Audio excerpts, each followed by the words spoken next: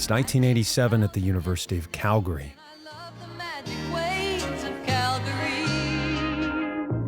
Dr. Joan Vickers is on the verge of one of the greatest sports science discoveries of our generation. Look me in the eye.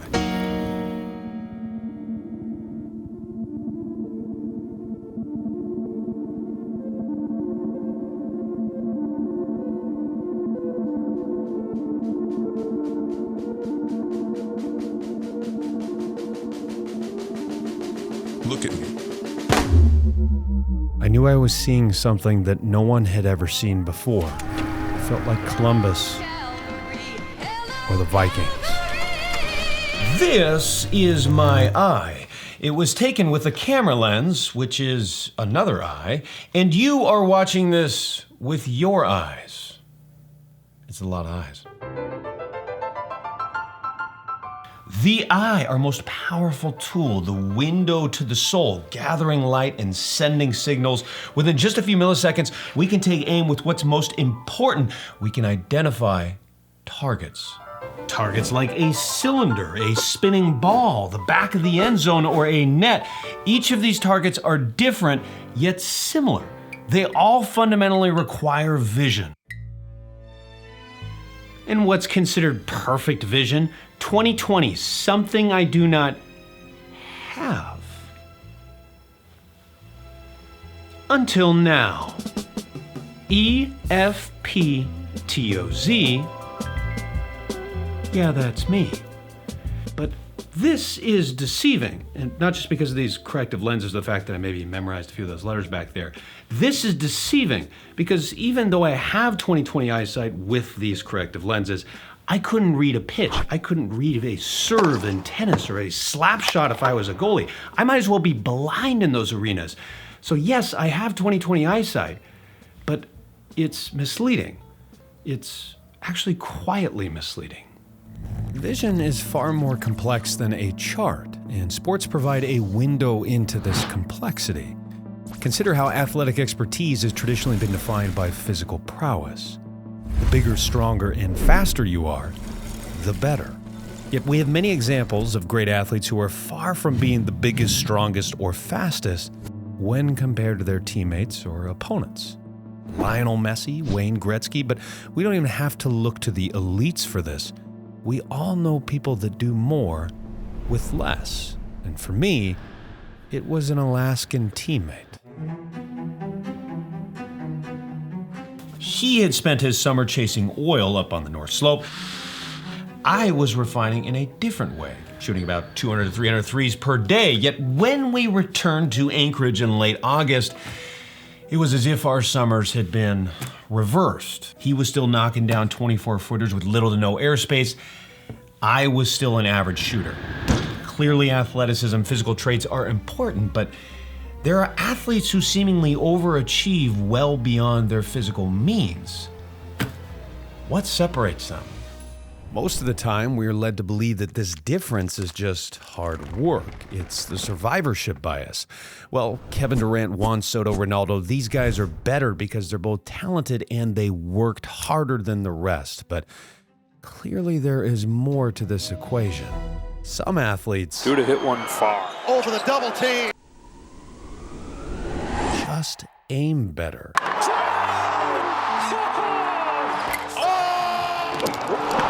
fact, it can be argued that a large part of skill is aiming. Judge reading the spin. Mahomes poaching a cheetah. Curry casting. To tell what someone is thinking, start by looking at their eyes. So let's go back to Calgary, where Dr. Joan Vickers, a former college basketball player, is curious about just this. No one had reliably measured gaze behavior within sports, so Dr. Vickers had to rig much of her own gear and also figure out a way to measure and visualize the data flow. Now, it's important to understand the consensus belief at the time, and that is elite athletes directly perceive and observe their environment quicker than the rest of us, than athletes with lower skill level. And because of that, the duration of their gaze should be shorter. That was actually called Gibsonian direct perception, and I actually was in that school of thought at the time. Events are perceived, but time is not. What was the simplest way to begin measuring this? Well, Dr. Vickers started with a closed skill, one where there would be less competitive external pressures, at least seemingly less external pressures. Putting.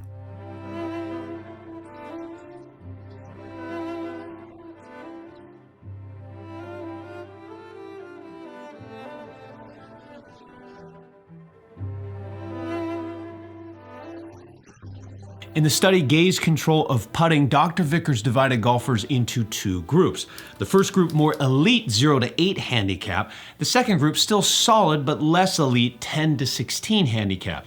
She then had the golfers perform a simple putt and tracked their eye behavior. And the results were significant. Low handicap golfers fixated on the ball for longer, 1,442 milliseconds versus 926 milliseconds for the less skilled golfers. Dr. Vickers would go on to call this the quiet eye. The quiet eye is the final fixation or tracking gaze that occurs prior to and through the final critical phase of the movement. Our eyes obviously can't fixate on the entire field of vision. We have to choose where to aim our precious high acuity, as our foveal vision is relatively small. It's only about 2 degrees, which is roughly the width of your thumb if you hold it out in front of your face. Importantly, the skilled golfers would keep this quiet eye through the duration of the putt, whereas the tendency of the less skilled golfers was to move their eyes immediately after making contact with the ball. Fixations on the ball were observed in 88% of all putts by the low handicap group, but only 52% from the high handicap group, indicating that low handicap golfers allocated more resources to the ball across all trials. Also, the low handicap group fixated on the ball for much longer, averaging 1,442 milliseconds per fixation in comparison to the 926 from the high handicap group. In summary, the lower handicap group locked in on the target more frequently and longer. A few years later, the same was found with another sport, another target: basketball. Dr. Vickers took 16 college women's basketball players, 8 not-so-great free throw shooters, and 8 above-average free throw shooters, which she classified as elite. All of these women played basketball extensively. Many played for the National Olympic team, but like all teams, not everyone was great from the stripe. The near experts shot 56% from the line, suggesting the term near expert was used loosely. The experts had a mean of 78%. With this new eye tracking device that she created, she tracked their gaze behavior. So what stood out visually? Well, the 8 above average expert free throw shooters, they had nearly 3 times the quiet eye duration. This means that the above average free throw shooters were fixating on their target for nearly a second before starting their motion. Additionally, the non-experts, the not so great free throw shooters, they had a lot more head movement and their eyes were kind of all over the place. Dr. Vickers thought it might be worth trying to train this quiet eye, so she worked with the Canadian coach. This was a different team in a new study a few years later, and that team improved. Not just slightly. They improved by 22.5%, shooting better than the average NBA team that season. Now, for both of these studies, putting and free throw shooting, this was occurring subconsciously. That is, the experts and the non-experts, they did not know what their quiet eye duration was. And additionally, these were closed skills. What about open skills, where there's live competition and our reactions are needed? Over goes to Sagan, he scores! Dr. Vickers took 8 highly skilled goalies with college-level experience, about 15 years of experience on average. Dr. Vickers and Derek Panchuk rigged eye tracking software, this time to a hockey helmet, and the goalies then faced shots from the top scorers on their teams, taken from 5 and 10 meters out. The results? For 8 out of 8 goaltenders, there was a positive quiet eye duration. Just take a look at this. Every single goalie had a longer quiet eye average on saves in comparison to misses. And this didn't just end on the ice either. Over the coming years, a landslide of evidence across a number of different sports would find similar results. Parallel studies on players such as Ronaldo in football, where they shut the lights off before the ball was kicked, and he still scored. In the last few decades, much has been made about the importance of vision in cognition in sports. So, is the answer just to keep your eye on the ball? Or puck? No.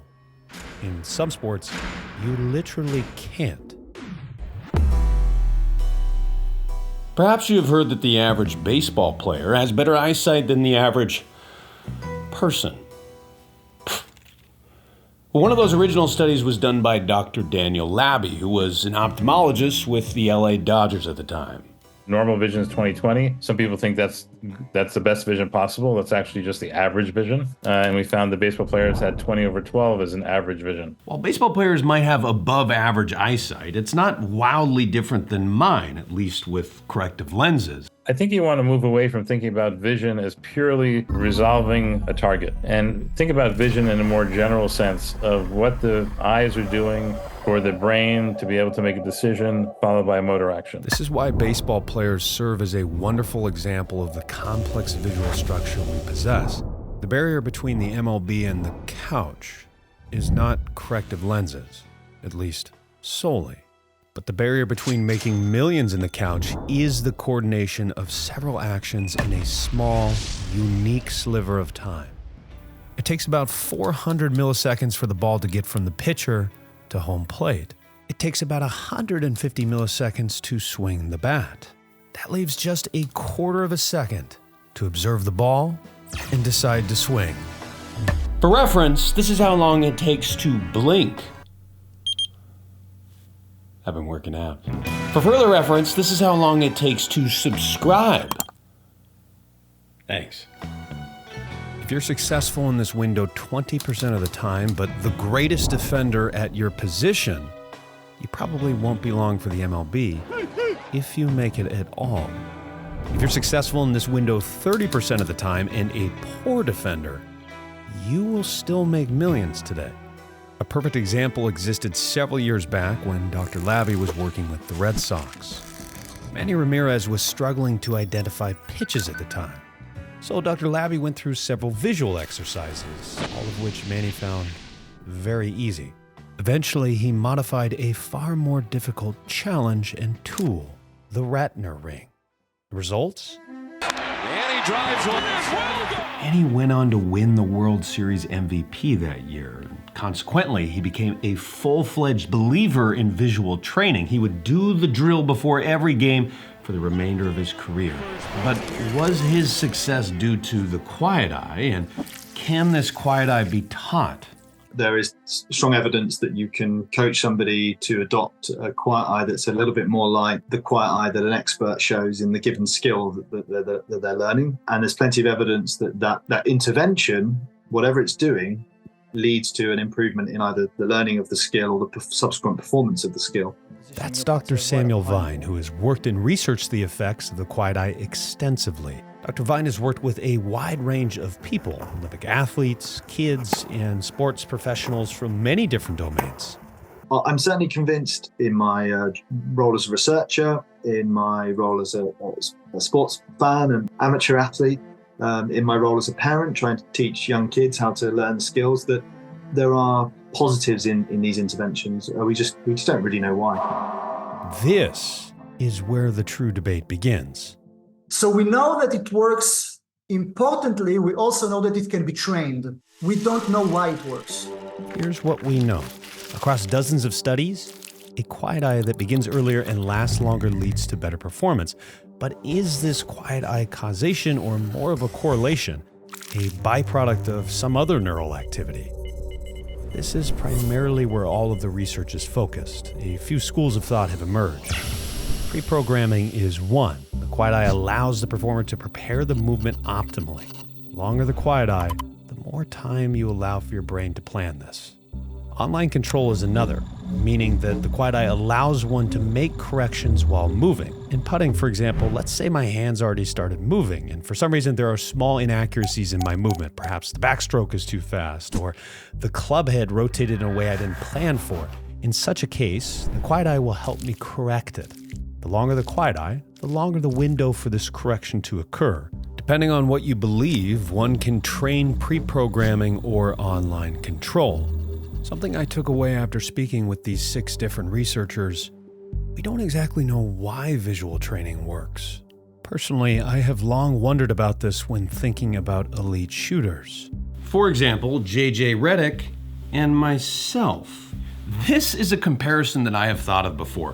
We're about the same size. I was probably more athletic in college. We probably practiced the same number of threes, yet he became a high-level NBA three-point god who made millions of dollars, and I did not make millions of dollars.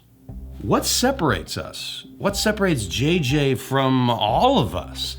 His ability to hit this target. Does he just have a longer quiet eye duration, and because of that he's gathering more effective, better data? Or does he just have a better supercomputer? And once he gets that data, he's able to figure out what motor actions should fire, what minor changes he should make on the fly better than the rest of us. What's going on? At the very least, the awareness can be a step in the right direction. For example, if an athlete were able to see where their gaze was directed and notice that they were far more variable than desired, that could be a helpful bit of information. Convincing the athlete that there is an attentional problem. It's not just a lack of skill or a lack of proficiency, it's a lack of concentration that's redeemable and repairable. Dr. Robert Gray, who currently works with the Red Sox as a skill acquisition specialist and also wrote the book How We Learn to Move, had the following to say regarding training. The lowest hanging fruit, I always say, is, adding variability. Doing rebound duty for Dan Lorio is pretty easy. My high school teammate happened to do something sensational. World record. He broke the record for threes in a minute, threes in an hour, and threes in 24 hours. 10,381. Danny took 13,718 shots in total and shot 75.67%. NBA range. However, Danny struggled in games. Knee injuries didn't help, but he wasn't the same shooter when we played. Today, he is an extremely successful physician, but he'd be the first to tell you that, like many, including myself, he overthought high school sports. I think there's a dance to all this. Too robotic, and you risk rigidity, predictability. Too free-flowing, and your skill might suffer because you've never intentionally trained. Repetition without repetition. Repeating the outcome of getting the ball in the hoop without repeating the exact same movement. One of the major questions is, why is consistency so difficult? Mark Churchland, a neuroscientist from the University of Columbia who has woven sports examples into some of his work, provides the following case. Larry Bird had the longest free throw streak ever, 71. A remarkable feat, but why wasn't it 72? Arguably the greatest shooter ever who has taken this shot thousands of times, yet he still has this error. So what's Churchland's conclusion? We're built to be really good at making motor plans on the fly for situations we've never encountered before. You've never stood on that exact rock throwing a spear of that exact weight at that particular mammoth running in that exact direction, yet you can come up with a pretty good plan for doing it. But we can't hit that mammoth in the exact same way every single time, and we can't make free throws every single time. Even Larry Bird misses. We sacrifice reliability for flexibility. Now that variability might help somebody find a new way to shoot, putt, or kick, but once you find that optimal method, you can try to play the role of tyrant and shoot the ball the same way every single time. Eventually, you will rebel. You will have a breakdown because we just aren't hardwired to be robotic, even though being an athlete kind of calls us to. We are aiming creatures, but we struggle to aim at the same target over and over. In the grand scale of time, it's a relatively new phenomenon to be called upon to do the same job, the same task, the same skill with so much consistency. But what we do know, the longer the quiet eye duration, the better the performance. So maybe this all just gets back to practicing with more intent, more visual intent, as we attempt to be less human in sports. Hope you enjoyed this video. Make sure to subscribe if you haven't, and take care.